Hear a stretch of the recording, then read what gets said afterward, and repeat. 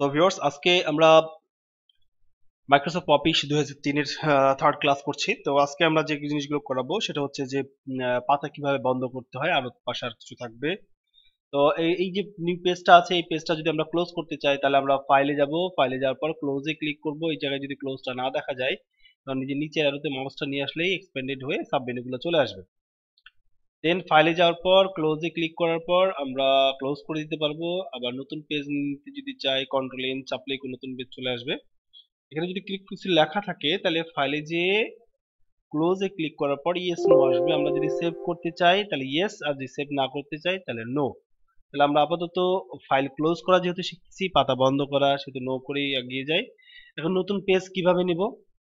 এক্ষেত্রে নতুন পেজ নেওয়ার জন্য ফাইলে যেয়ে যদি নতুন না আসে তাহলে কি করতে হবে, এই অ্যারোতে ক্লিক করতে হবে বা মাউসটা নিয়ে গেলে হয়ে যাবে নিউ, তারপর হলো ব্ল্যাঙ্ক ডকুমেন্ট। তাহলে আমাদের নতুন পেজ চলে আসবে। এটা ফাইল ক্লোজ করার জন্য আমরা ফাইলে যে ক্লোজে ক্লিক করতে পারি, অথবা কিবোর্ডের সাহায্যে কন্ট্রোল চেপে ধরে ডাব্লু চাপলে পাতা ক্লোজ হয়ে যাবে। আর নতুন পাতা নেওয়ার জন্য কন্ট্রোল চেপে ধরে এন। তাহলে আমরা বইয়ের আমাদের যে বইটা বাজারে আছে সেই বইয়ের কত নম্বর কমান্ড করলাম, 3 নম্বর এবং 4 নম্বর কমান্ডটা করে ফেললাম। ঠিক আছে। আবার কন্ট্রোল ডাব্লু দিয়ে ক্লোজ করার পর এখানে স্ট্যান্ডার্ড বারে নিউ ব্ল্যাঙ্ক ডকুমেন্ট আইকন আছে, এখানে ক্লিক করেও নতুন পেজ নিতে পারবো। তারপর আমরা নতুন পেজ নেওয়ার পরে আমরা যদি ফাইলটাকে কোনো কিছু লিখে, যেমন এখানে আমরা কোনো কিছু একটা লিখলাম, লিখে যদি এটা সেভ করে রাখতে চাই, অর্থাৎ আমরা কোনো কিছু লেখার পর যদি সংরক্ষণ করে রাখতে চাই, সেভ করে রাখতে চাই, সেক্ষেত্রে আমাদের কি করতে হবে? আমাদের বইয়ের 5 নম্বর কমান্ড, ঠিক আছে, ফাইলে যাব, ফাইলে যে সেভে ক্লিক করব। সেভে ক্লিক করার পর আমাদের এই যে সেভের নামটা লিখে দিব, ফাইল নেমের নামটা, যেমন ফাইল নেমের নামটা লিখলাম যে অফিস ওয়ান। অফিস ওয়ান দিয়ে আমরা কি এই ফাইলটা সেভ করলাম। সেভে ক্লিক করে দিলাম। আমাদের ডকুমেন্টের উপরে দেখতে পাচ্ছি অফিস ওয়ান লেখা আছে, অর্থাৎ এই ফাইলটা অফিস ওয়ান নামে সেভ হয়ে গেছে। এটা যদি ক্লোজ করতে চাই কন্ট্রোল ডাব্লিউ দিয়ে ক্লোজ। এখন যদি আবার ওপেন করতে চাই 6 নম্বর কমান্ড করবো আমরা, তাহলে ফাইলে যে ওপেন, এখানে মেনু যদি না দেখা যায় সাব মেনু, তাহলে কি করতে হবে, নিচে যে ডাউন অ্যারো আছে এর মাঝে মাউসটা নিয়ে গেলেই সবগুলো চলে আসবে। এখানে ওপেনে ক্লিক করব।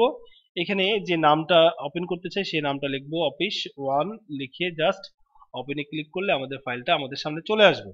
কন্ট্রোল ডাব্লিউ দিয়ে আবার ক্লোজ করে দিলাম। যদি আমরা কিবোর্ডের সাথে সেভ করতে চাই তাহলে কিভাবে করতে হবে? আমরা কিছু একটা লিখবো, কিবোর্ড থেকে কন্ট্রোল চেপে ধরে এস চাপবো, ফাইল চলে আসবে। তাহলে আমরা এখানে ফাইল নেম লিখলাম অফিস টু। এই আমরা মাইক্রোসফট ওয়ার্ডের আমাদের বইয়ের 5 নম্বর কমান্ডটা করতেছি। অফিস টু নামে সেভ হয়ে গেল, এখানে দেখতে পাচ্ছি বাম পাশে কর্নারে। কন্ট্রোল ডাব্লিউ দিয়ে ক্লোজ। এখন যদি আবার ওপেন করতে চাই কিবোর্ডের সাহায্যে বইয়ের 6 নম্বর কমান্ড, কন্ট্রোল চেপে ধরে ও, এখানে আমরা অফিস টু লিখবো। টু লিখে এন্টার দিলে আমাদের ফাইলটা ওপেন হয়ে যাবে। তাহলে এইভাবে আমরা কিবোর্ডের সাহায্যে ফাইল সেভ করতে পারি কন্ট্রোল এস দিয়ে, আর কন্ট্রোল ও দিয়ে আমরা ফাইল ওপেন করতে পারি।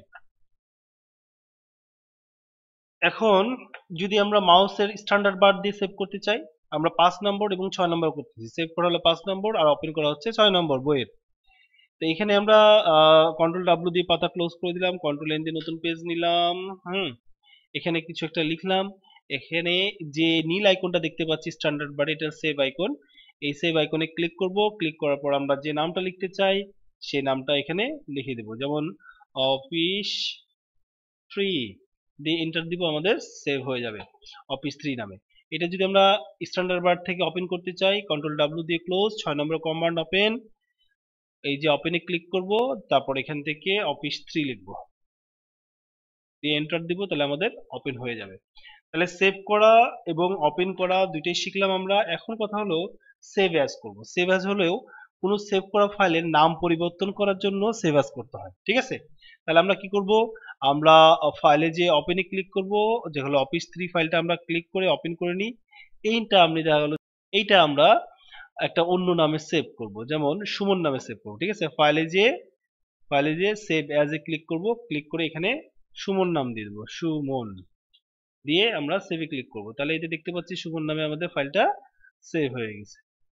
তাহলে সেভ অ্যাজ মানে ফাইলের নাম পরিবর্তন করা। এখানে তাহলে আজকে এই পর্যন্ত থাকলো। নেক্সট ক্লাসে আরো নতুন কিছু দেখাবো ইনশাল্লাহ। ভালো থাকবেন, সুস্থ থাকবেন, সুস্থ চিন্তা করবেন। আসসালামু আলাইকুম।